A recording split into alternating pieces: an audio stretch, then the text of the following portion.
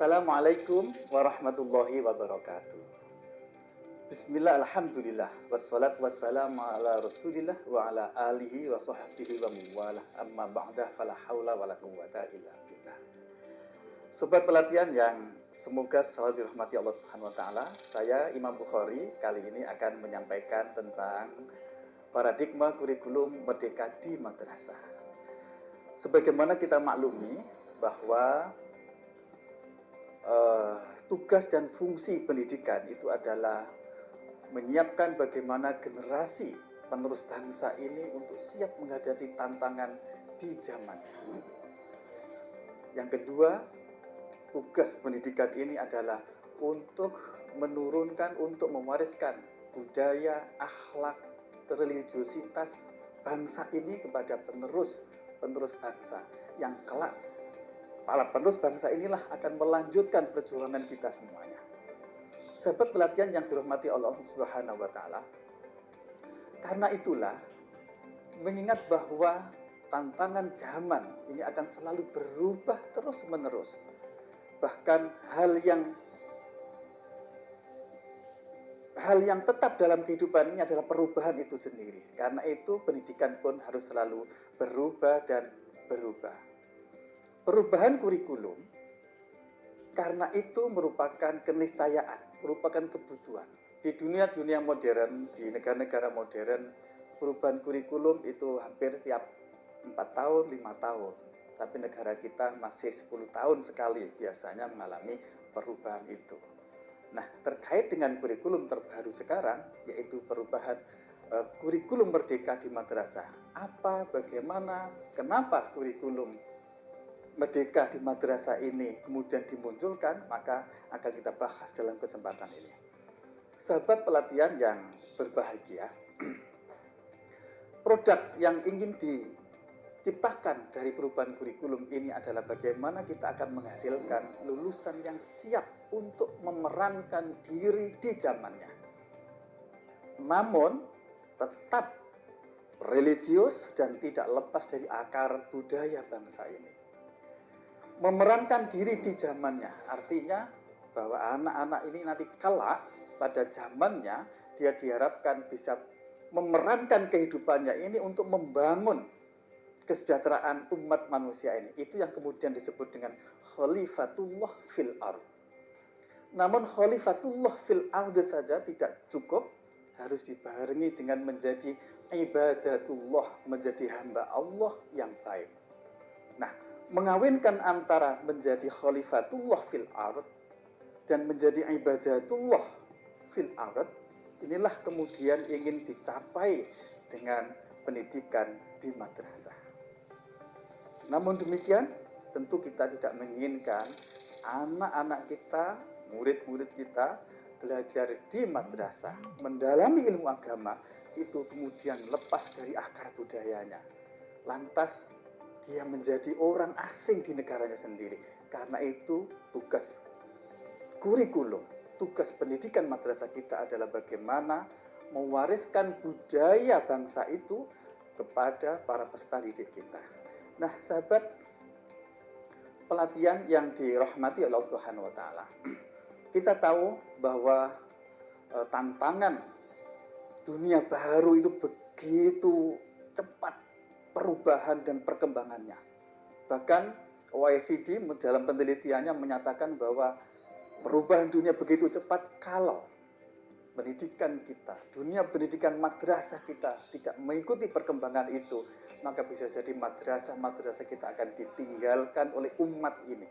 Namun kalau itu yang terjadi, kita bisa bayangkan bagaimana nasib anak-anak kita untuk bisa menghadapi tantangan di zaman itu.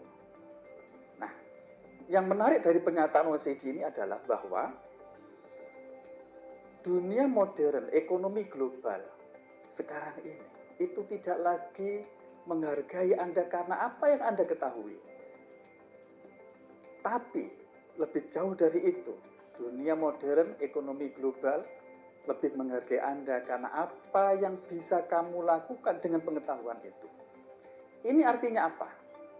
Artinya kalau guru-guru kita dalam mengelola pembelajaran dalam mengajar anak-anak itu fokusnya hanya berhenti pada pengetahuan saja, maka akan ditinggalkan oleh anak-anak kita, oleh zaman itu sendiri. Kenapa? Karena dunia internet sudah menyediakan semua hal.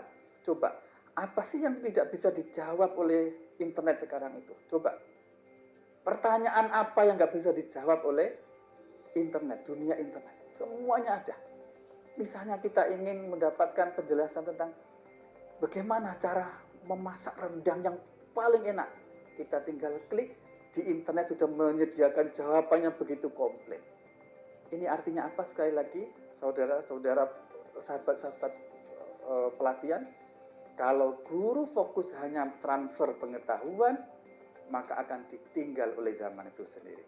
Tapi harus ada sesuatu yang lebih penting dari sekedar pengetahuan, yaitu karakter, kompetensi, keterampilan-keterampilan untuk menghadapi tantangan di zamannya.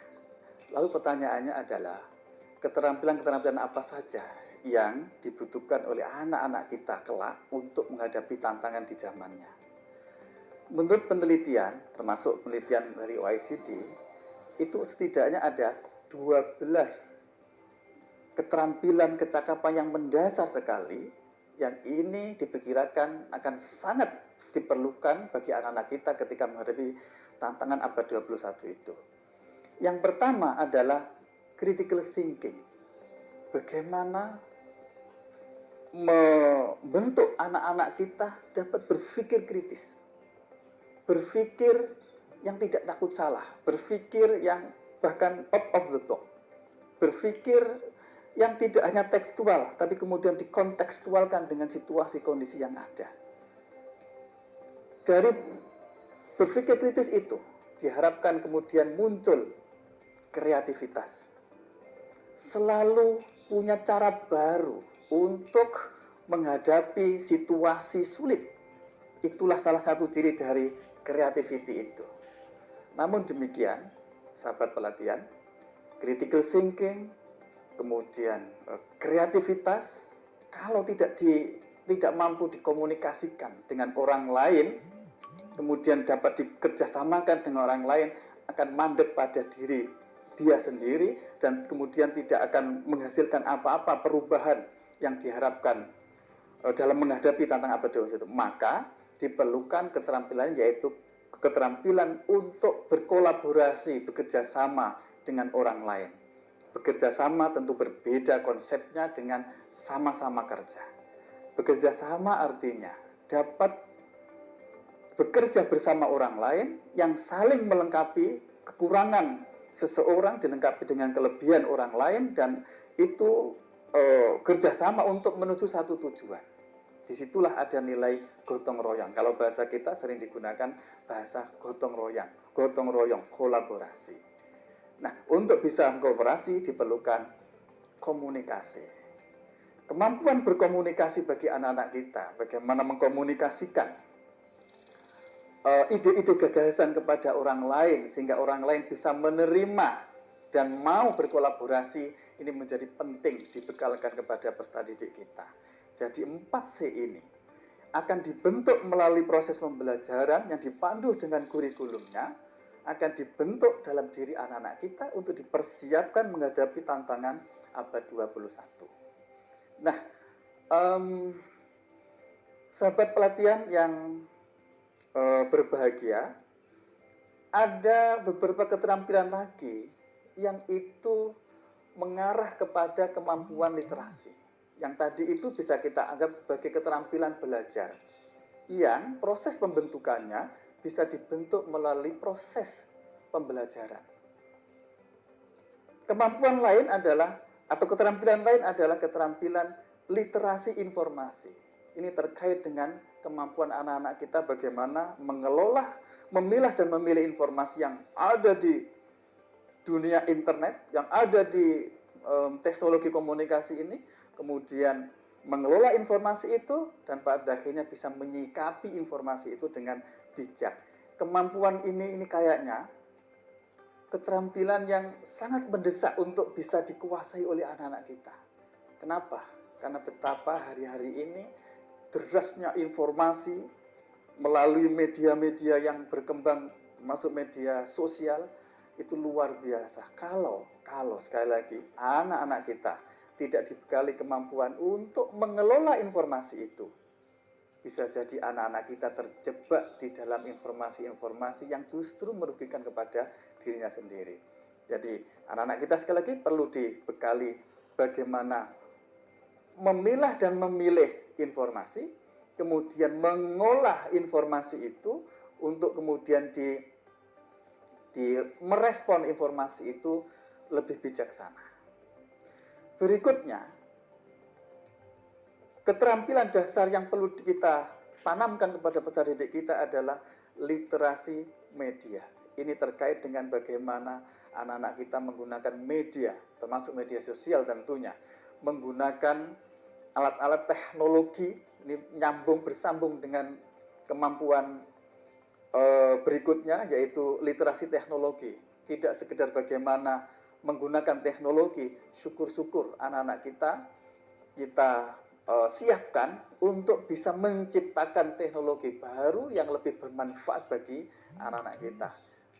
Nah, berikutnya, keterampilan mendasar yang diperlukan oleh anak-anak kita dalam menghadapi tantangan 21 adalah keterampilan yang terkait dengan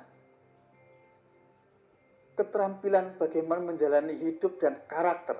Karakter inilah nanti kelak akan mengendalikan bagaimana peserta didik kita menggunakan kemampuan critical thinking dan kemampuan menggunakan teknologi itu. Kita bayangkan bagaimana kalau anaknya cerdas, kreatif, pandai menggunakan teknologi, ternyata tidak berkarakter.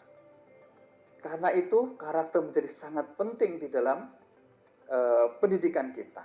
Nah, karakter yang dibutuhkan adalah fleksibel, tidak kaku, karakter kepemimpinan untuk bisa mengendalikan, mempengaruhi orang lain ke jalan yang benar, kemampuan untuk berinisiatif, kemampuan untuk productivity, untuk memproduk karya-karya yang bermanfaat bagi orang lain, dan kemampuan social skill atau kemampuan bersosialisasi.